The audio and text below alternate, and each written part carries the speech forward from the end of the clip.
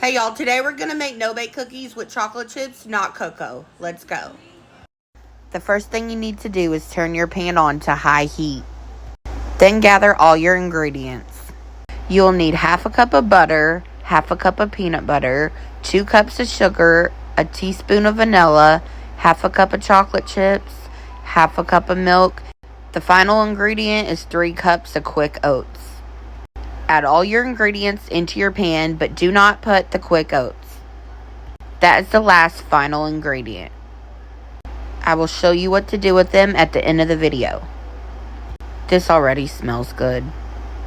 This recipe will help you create a more firm cookie instead of a sticky one. Once all the ingredients are in the pan, give it a good mix and mix well together. All the ingredients will melt down fast if you have it on high heat.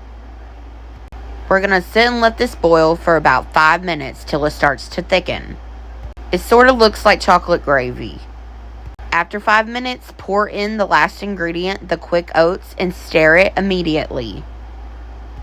Make sure you stir it fast because it sets up really quick.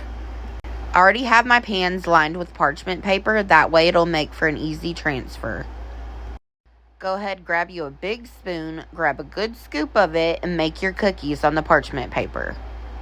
You're going to want to work quick because it will set up immediately. This batch was enough for 2 panfuls. You're going to want to let them sit for a couple hours, that way they firm completely and they're not runny when you pick them up. Check it out, guys. Look what a difference chocolate chips make instead of cocoa powder. You get the perfect cookie every time. And the cookie's firm. It's not mushy or gooey. Let's taste test it. Delicious, of course. If you haven't yet, make sure to give this video a like and follow me for more recipes. I'll link the recipe at the end of the video.